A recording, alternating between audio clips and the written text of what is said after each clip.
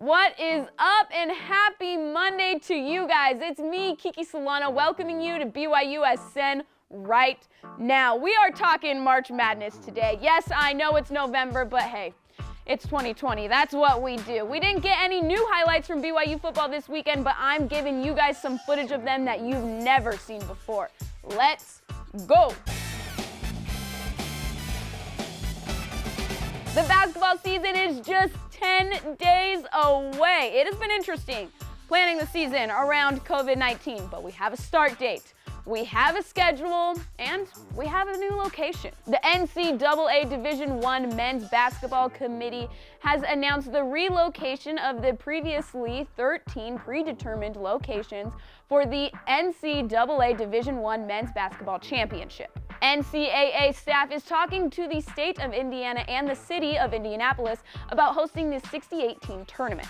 This makes sense since the city of Indianapolis was already scheduled to host the men's Final Four. The committee felt that the previous 13 sites spread throughout the country would be very difficult to execute in the current pandemic environment, and thus the decision to just have one location. I want the athletes to be safe and to be healthy, and I really want March Madness this year, so whatever it takes to make this happen, look, I'm in. I am hyped for the basketball season, but on to football, beginning with some of our Cougs in the NFL.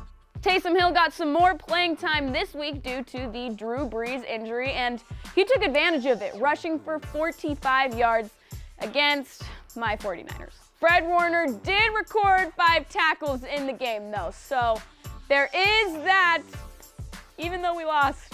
Yeah, I'm fine. You know what cheers me up, though? Jay Swag Daddy and his dance moves.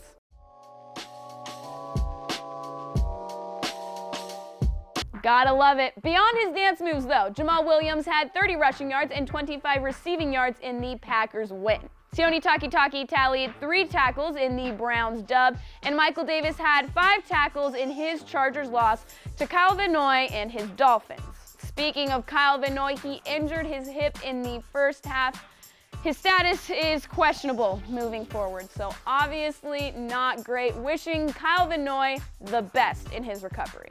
As for our current Cougs, BYU football obviously had a bye week, but besides not playing, it was pretty much more of the same. I'm talking the same ranking holding at number 8 and the same national attention going around. Let me run you through some of this. ESPN has BYU 7th in their power rankings, and ESPN college football analyst Kirk Herbstreit has BYU just outside his top 4 teams of the season so far. As for some projections, well, there's a lot of that too. ESPN's playoff predictor gives BYU a 25% chance of getting into the college football playoff. Fox Sports analyst Reggie Bush has an extended playoff bracket with 8 teams in the college football playoffs. This would have BYU facing Alabama. 8 teams. Now that would be fun, and we want Bama? Well, that could be a real thing. As for ESPN's Week 11 bowl projections, BYU is predicted to play in the Fiesta Bowl against Oregon in Arizona. I love the national attention, and now we turn our attention to Zach Wilson because, well, we can't talk about BYU football without talking about our Heisman hopeful. Here's the thing, we aren't the only ones giving a lot of recognition to Zach. We have yet another watch list for him this season. Wilson is one of the top 15 candidates for the 2020 Johnny Unitas Golden Arm Award. This after throwing for 2,512 yards this season.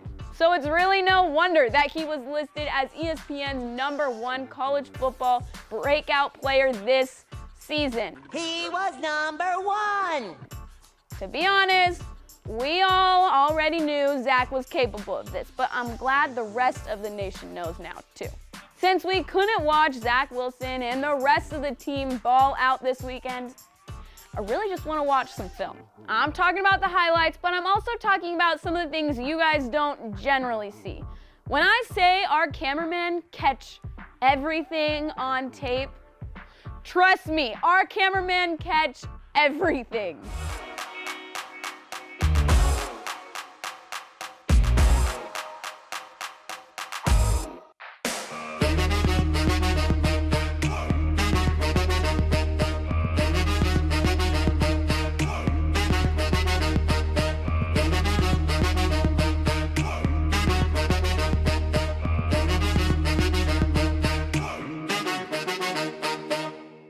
Thanks for hanging out with me on BYUSN right now. Go give us the follow. I'm going to be looking into changing my residency to Indianapolis just for March, guys. Just for March.